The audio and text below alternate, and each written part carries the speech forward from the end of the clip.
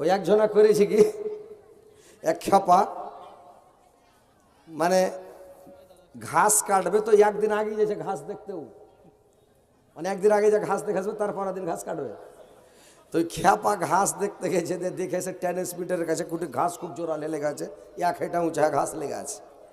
তো এই খ্যাপা করেছে কি, ঘাসটিকে দেখে এসে মানে তার পরের দিন যে ঘাস কাটতে গেছে, তো দাও ওখানে দাও, ঘাস কাটতে যে গেছে তো সবুজ চশমা চোখে ঘাস কাটতে চলে, আর রাইতে টেনিস মিটার ফুটিয়া ঘাসটি পুড়ে গেছে। তো ঘাস পুড়ে গেছে কিন্তু যে সবুজ চশমা চোখে দেখে ঘাস সবুজ লাগছে দেখে ই আপনার কাইটা বোঝাবে না, বাড়ি লেসা সানি কেটা গরুকে দে দেয়। গরু আর খায় না, ঘাসও সাদা কাঁড়িও সাদা, কেন করে খাবে? গরু কাঁড়িতে মুখ দেয় না। এই চাংড়াটা কয়েছে যে গরুতে এত সুন্দর ঘাস কেটে লেন তো খাই না, এই চশমা খুলে যদি দেখছে তো সালা ঘাস সাদা, চমকে চমকে রে কইছে ঘাস কেটে ধলো হয়ে গেল রে ভাই। কিন্তু খ্যাপা জানে না যে ট্রান্সমিটার রাইতে ফুটে গেছে, ঘাসটি পুড়ে গেছে। তখন কইছে এত কষ্ট করে সানি কাটনো, ঘাস কেটে লেনো, আর যদি গরুতে না খায় একটা খাটনিটা বেকার হয়ে যাবে। কি চশমা খান খুলে গরুর চোখে দিয়ে দেয়, তো গরুর চোখে যেমন দেওয়া তখন ঘাস সবুজ লাগতে লেগেছে, আই মুই করে লেগেছে খাইতে গরুতে, সবটি সানিকে খাইয়া গরু ধুম। তো ওইরকম মানে যারা খাড়িয়ে আছে ওরা জায়গা দেখতে পায় না, চশমা খানলে যাকে চোখে দিয়ে দাও, ফাঁকা জায়গা দেখতে পাবে, জায়গা থেকে জায়গা ফাঁকা আছে দৌড়িয়ে এসে বুঝে যাবে নাকি। হাজি ভাই চশমা দিয়ে পাঠাবো, আসেন আসেন না ভাই, বসেন না, আগা দিকে আসেন না। আরে ভাই ওয়াজ শুনবেন তো আসেন বসেন। জানেন যে হজরত আলীর ওয়াজ কেমন? ইনশাআল্লাহ ছেলেরাও খুশি হবে, ছেলের বাপও খুশি হবে, আর মা বোনেরা আর নানিরাও খুশি হবে ইনশাআল্লাহ। তো আসেন বসেন শোনেন, দেরি করবেন না। দেখেন আসতে লেগেছে, বহার ধরে জায়গা দিতে পারবেন না। যারা তাড়াতাড়ি আগে জায়গা নেবেন লেন, পিছিয়ে পড়ে গেলে ওই লাস্টে যদি পড়ে যান তো লাস্টে হবে কি, একটা লোক জালসা শুনতে এসে আগা দিকে জায়গা পায়নি, বেচারি পাছা দিকে জায়গা নিয়েছে। তো পাছা দিকে জায়গা নিয়েছে, লিয়া করেছে কি বেচারি দিনমান খাস্তানা মানুষ, নিন থামতে পারেনি, উল্টে যখন পড়ে গেছে, পাঞ্জরে ছিল 3 ভ্যাটের জঙ্গল, বাড়কা ছুচ্ছা বাড়ি হয়ে গেছে। তো ছুচ্ছাটা বাড়িয়ে করেছে কি, লোকটার মোচের ওপর নেঞ্জ হয়েছে, উড়ে গেছে, চিরিক মিরিক করে উড়ে গেছে। খানিক পরে লোকটা চেতন হয়েছে, চেতন হয়ে দেখছে কি গন্ধ করছে রে ভাই, খালি লক মুছছে, গন্ধ যাবে, ছুচ্ছার গন্ধ শট করে যাবে না ভাই, নেঞ্জ খান জুত করে ঘষে গেছে। ও মুখ ঝাড়ছে, মুখ মুছছে, গন্ধ যায় না। জালসা শুনবে কি, বাড়ি হেঁটেছে, বাড়ি যে গেটে বাড়ি মারছে, আর মারে এই আর মা গেট খুলতে রে, আর মা গেট খুলে দেয়। দেখো যে হ্যাঁ যে আর বাপ, তুমি যে কইলে উত্তর দিনাজপুর থেকে মাওলানা হজরত আলী এসছে, তো যতক্ষণ অজ করে ততক্ষণ শুনবো, তো চলে কেন এলা, জালসা কি ভালো হয় না নাকি? বলছে কে জানি রে, আজকাল জালসা খালি ছুচ্ছা কোন হয়েছে, কহতো জালসা কোনোদিন ছুচ্ছা কোন হয়েছে ভাই? হ্যাঁ, কিন্তু খ্যাপা জানে না যে ছুচ্ছাতে নাইন ঘষে গেছে, ওইটা ওর মনে নেই, নিন্দ পড়ছিল, তো ওই কাছে জালসাটা ছুচ্ছা কোন হয়েছে। তো ওইরকম পাছে বসলে ওইরকম হবে, আগা দিকে চলে এসেন, জায়গাটা লেন ভাই, তাড়াতাড়ি আসেন। আজ কামারলে কালকা 2 দিন, পরের দিন কেউ কানবে না, যাদের জন্য করলা কামাই মরলে তারা চিনবে না, যাদের জন্য করলা কামাই মরলে তারা চিনবে না। থাকতে সময় করা আমল, থাকতে সময় করা আমল, ইমান কর খাটি, সৃষ্টি খানা তোমার আমার 3.5 হাত মাটি, সৃষ্টি খানা তোমার আমার 3.5 হাত মাটি। আন্ধার ঘরে থাকবে পড়ক, ছাইড়া তুমি সব, কেউ রবে না তোমার সঙ্গে, থাকবে সেদিন রব, কেউ রবে না তোমার সঙ্গে, থাকবে সেদিন রব। মিছে মায়ার দুনিয়া, মিছে মায়ার দুনিয়া ক্ষণিকের ঠিকানা। ধনী গরিব মিটে যাবে, মাটির হবে বিছানা। ধনী গরিব মিটে যাবে, মাটির হবে বিছানা। থাকতে সময় কর আমল, ইমান কর খাটি। সৃষ্টি খানা তোমার আমার, 3.5 হাত মাটি। সৃষ্টি খানা তোমার আমার, 3.5 হাত মাটি। এত কষ্ট করে তুমি করছো সাদের বাড়ি, সে বাড়িতে ঠাই হবে না, যেতে হবে ছাড়ি। সে বাড়িতে ঠাই হবে না, যেতে হবে ছাড়ি। মহামায়ার কালে তুমি, মহামায়ার কালে তুমি রবের বিধান ভুইলা না। পাপ পূর্ণের হিসাব নিবে একদিন মালিক রব্বানা। পাপ পূর্ণের হিসাব নিবে একদিন মালিক রব্বানা। থাকতে সময় কর আমল, ইমান কর খাটি। সৃষ্টি খানা তোমার আমার, 3.5 হাত মাটি। সৃষ্টি খানা তোমার আমার, 3.5 হাত মাটি।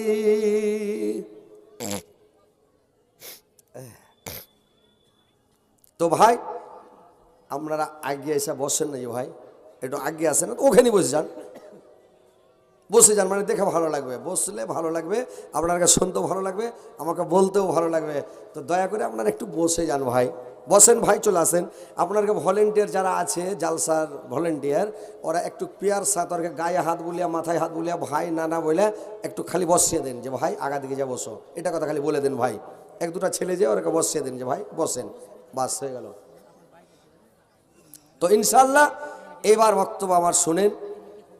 আমি যে আয়াত পরিবেশন করেছি ইনশাল্লাহ সামনে রেখে কথা বলবো।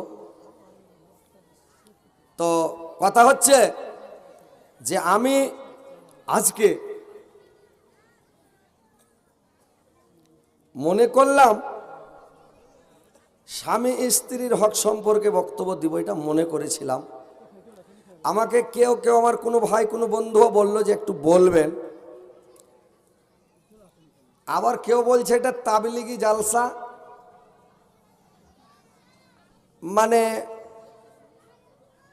তাসবিহ সম্পর্কে, জিকির সম্পর্কে, নেকির সম্পর্কে বলবেন, কত নেকি কোন কাজে, কিভাবে নেকি পাওয়া যায়, এইটা বলছে। তো যাই হোক, আমি ফজিলত সম্পর্কে, নেকি সম্পর্কে 2-4টি কথা বলছি, এবং লাস্টের বেলা স্বামী স্ত্রী সম্পর্কে কিছু কথা বলবো। যে স্বামীর, আমরা যত পুরুষ জাত পৃথিবীতে আছি, আমাদের জান্নাত হচ্ছে আমাদের মায়ের পায়ের তলে। আর যত স্ত্রী জাত আছে, সমস্ত স্ত্রী জাতির জান্নাত হচ্ছে স্বামীর পায়ের নিচে। মানে পায়ের নিচে জান্নাত আছে সেই কথাটা নয়, কিন্তু একটা মান মর্যাদার দিক দিয়ে, ইজ্জতের দিক দিয়ে, সম্মানের দিক দিয়ে আর পায়ের নিচে বেহেস। তার মানে কত উঁচা মর্যাদা, স্বামীর মর্যাদা কত, বাবা মায়ের মর্যাদা কত। আল্লাহ যদি মানুষ হয়ে মানুষকে সাজদা করার অর্ডার দিতেন, তো পৃথিবীর মানুষকে বলতেন, পুরুষ লোককে বলতেন তোমার মাকে সাজদা করো, কিন্তু মানুষ হয়ে মানুষকে সাজদা করা যাবে না। আর যদি সাজদা করার অর্ডার থাকতো, যত স্ত্রী জাতি আছে, মহিলা জাতি আছে, ওদেরকে অর্ডার করা হতো তোমরা তোমার স্বামীকে সাজদা করো, কিন্তু মানুষ হয়ে মানুষকে সাজদা করা যাবে না, ওর কাছে মাথা নত করা যাবে না। শুধুমাত্র সিজদা হবে একমাত্র আল্লাহর। আল্লাহ ছাড়া কারুর আগা দিকে মাথা নত করা যাবে না, সাজদা করা যাবে না, গিড়গিড়া যাবে না, সিজদায় পড়ে গিড়গিড়া যাবে না। শুধুমাত্র আল্লাহর কাছে আপনি সিজদা করে গিড়গিড়ান, কাঁদেন, মাথা নত করেন, সিলিন্ডার হন, যা করবেন বাপ্পার সামনে করেন, স্বামীর সামনে করেন। কিন্তু ভাই কথাগুলো শুনবেন, মূল্যবান কথা। আজকে আমি আপনাদেরকে দু চারটি কথা বলো, মূল্যবান কথা, কথাগুলো শুনেন, মনে রাখবেন, কাজ দিবে। ইয়াদ হে তো আবাদ হ্যাঁ, ভুল গিয়া তো বরবাদ হ্যাঁ। মনে রাখবেন তো কাজ দিবে, ভুলে যাবেন তো বরবাদ হবেন, কাজ দিবে না। তো কথা হলো যে আল্লাহ পাক কোরআনের মধ্যে বলছেন, ইয়া আইয়ুহাল্লাযীনা আমানু যকুরুল্লাহ যিকরান কাসীরান।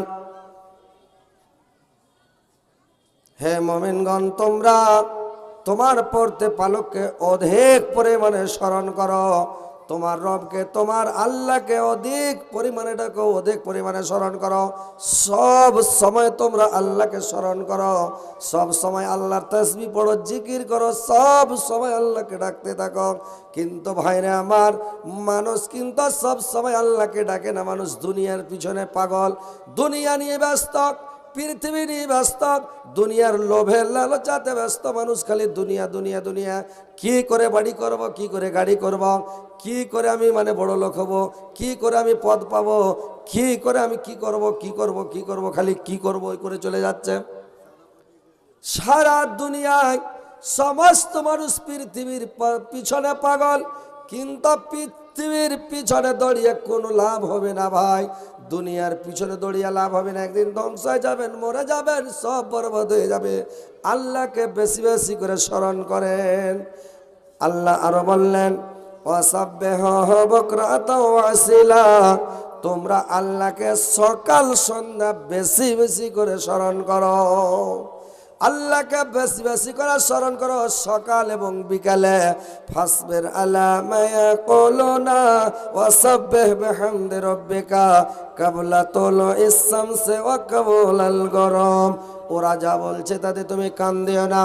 তুমি তোমার পরবকার সূর্য ওঠার আগে এবং সূর্য ডুবার পূর্বে, সূর্য ডুবার আগে তোমার রবের প্রশংসা সহ তোমরা তাসবিহ পাঠ করো, আল্লাহকে তোমরা ডাকো, সকাল সন্ধ্যা আল্লাহকে বেশি বেশি করে স্মরণ করো। আল্লাহকে সকাল সন্ধ্যা বেশি বেশি করে স্মরণ করেন, বেশি বেশি করে ডাকেন। সকাল এবং সন্ধ্যা কি করে ডাকবেন? সকাল সন্ধ্যা সব সময় ডাকো। কেন ডাকো? আসরের টাইমে একবার ফেরেশতা বদলি হয় ভাই, একবার ফজরের টাইমে আপনার ঘাড়ের ফেরেশতা বদলি হয়ে যায়। এই দুটা টাইমে ফেরেশতা যখন আপনার ঘাট থেকে বদলি হয়ে যায়, তো আপনি ফজরের টাইমে যখন ফেরেশতা আসলো, আপনি বেশি বেশি করে আল্লাহকে ডাকো। রাত্রিটা 3 ভাগের 2 ভাগ যখন কেটে যায়, শেষ ভাগে আল্লাহকে বেশি বেশি করে স্মরণ করো, আল্লাহকে ডাকো।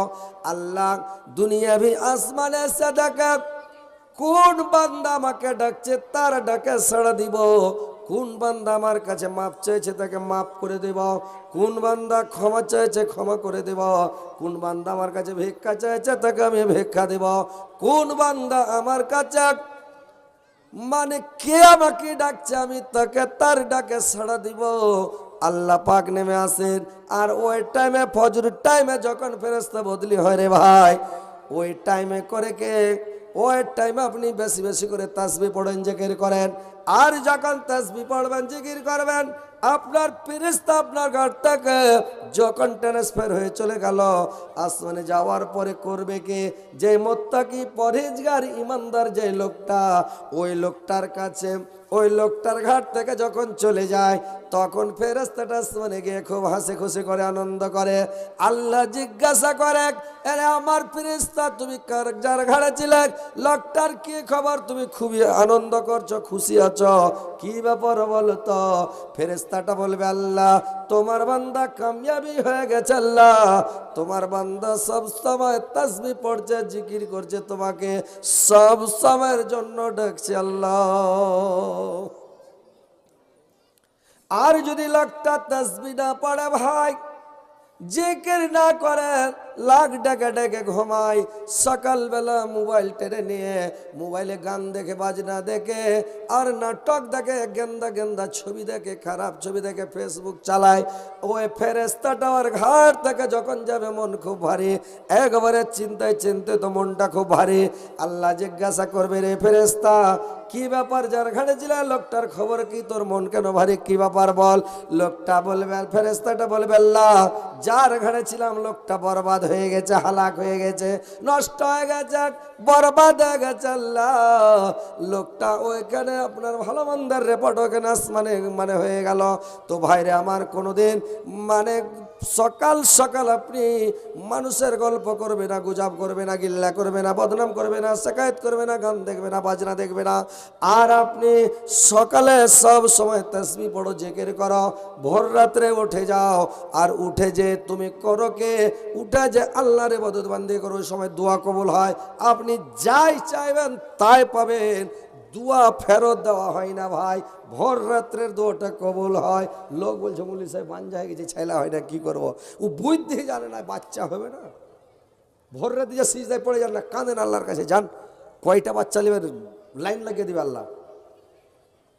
কিন্তু বুদ্ধি জানে না, যা মৌলভী সাহেব বাচ্চা হয় না। বুদ্ধি শিখেন। লোক অভাবী, অভাব ছুটে না, খাইতে পায় না, পাইট খেটা বড় পায় না। 5 ওয়াক্ত নামাজ পড়ুক, আল্লাহর কাছে চাহুক ভোর রাত্রে, আল্লাহ দিছে কি দেয় না। ওর অভাব দূর হয়ে যাবে, গরিবী দূর হয়ে যাবে, পয়সাওয়ালা হয়ে যাবে লোকটা। আল্লাহর কাছে চাইতে হবে ভাই, আল্লাহকে ডাকেন, আল্লাহকে স্মরণ করেন। এক ফকির করেছে, এক বাদশাহ শাহজাহানের কাছে চলে গেছে। তো একটা ফকির গেছে, তো সবার কাছে 10 টাকা 10 টাকা করে ভিক চাইছে, হাত পাচ্ছে। তো একটা লোক বলছে, আরে ভাই তুই লোকের কাছে 5 টাকা 10 টাকা করে ভিক চাচ্ছিস, বাদশার কাছে জানা 2-4 হাজার দিয়ে দেবে, বসে খাবি যা। তো লোকটা বলছে কথাটা তো ঠিকই। তখন এক পা দুপা করে বাড়ি গেছে, বাড়ি জিজ্ঞাসা করছে, মসজিদে নামাজ পড়তে গেছে। মসজিদে নামাজ পড়তে গেছে, যদি মসজিদে যাইছে, তো বাদশাহ শাহজাহান হাত উঠে কাঁদছে আল্লাহর দরবারে, ভিক চেয়েছে। ফকিরের পঞ্জরে খাড়িয়ে দেখে কইছে, না কি ব্যাপার, কেন কাঁদছে? ফকির ওই বাদশার দোয়া করা যখন হয়েছে, তো ফকির খাড়িয়ে দেখে ঘুরে চলে গেছে। তো বাদশাহকে ডেকে বলছে, এই ভাই শোনো, কি বলে, তুমি আইলা ভিক করার লেগে, ভিক্ষা চাহার লেগে, সাহায্য নেওয়ার লেগে, তুমি চলে গেছো, কিছু বলো না? বলছেন না ভাই আমার হয়ে গেছে। বলে কি? বললে আমি তোমার কাছে আসলাম যে ভিক্ষা নিব, 2-4 হাজার টাকা নিব, নিয়ে আপনার কাছ থেকে যাব, কিন্তু আপনি আমার থেকে বড় ভিখারি, আপনি যার কাছে হাত পেতে কাঁদছেন, আমি ওর কাছে কাঁদবো, তোমার কাছে ভিক্ষা নিব না। আমি ওর কাছে আল্লাহর দরবারে হাত উঠিয়া কাঁদবো, ওর কাছে ভিক্ষা নিব। আল্লাহর ভিক্ষা কোনোদিন উড়াবে না, আল্লাহর দেওয়া ফুরায় না, মানুষের দেওয়া কুলায় না ভাই, মানুষের দেওয়া কুলাবে না, আল্লাহর দেওয়া ফুরাবে না। তো কথা হচ্ছে ভাইরা আমার, আল্লাহর কাছে চাইন, মসজিদে যান, গিড়গিড়ান, যেটা চাইবেন ওটাই দিবে, কিন্তু সাথে সাথ দিবে না। একটা লোক দোয়া করছে, বলছে আল্লাহ তুমি আমাকে পয়সাওয়ালা করে দাও, টাকা দিয়ে দাও, আল্লাহ গরিব দুঃখীকে খালি আমি টাকা বিলাবো, চলে যাবো নোট দান করে। আল্লাহ দোয়াটা কবুল করে, সেটা আমিন আমিন করছে। একটা ফেরেশতা আইছে, টাকার ব্যাগ পাঞ্জরে থুয়ে চলে গে। তখন টাকার ব্যাগ যদি খুলে দেখছো, ওরে বাপরে, টাকা খালি নোট, 500 টাকার 2000 টাকার নোট ভরা আছে। বলে যে কাম হয়ে গেছে, বড় লোক হয়ে গেছে। খুব আনন্দে যাইছে। তখন ওই ফেরেশতাটা ফকির সাইজে আইসা বলছে, ভাই 10টা টাকা দাও, আমি 3 দিন থেকে ভাই কিছু খাইনি। বলে তুমি কিছু খাওনি? বলে না ভাই 3 দিন থেকে কিছু খাইনি। ভাই তো কিছু খাওনি, শালা আইজি বড় লোক হন, তুমি আইজি চলে এসো, মার এক ধাক্কা দা ফকিরকে উল্টে ফেলে দেয়। যেমন উল্টা ফেলে দেশে, একটা লোক ফোন করছে, ভাই তোমার কাছে 5000 টাকা পাই, তুমি তো টাকাটা দাও। বলছে 5000 পাচ্ছিল, তুই আমাকে এখন যেমন তোর মনে করছিস, 10,000 টাকা দেবো, হাঁটো তুই 2,000 টাকা আয়।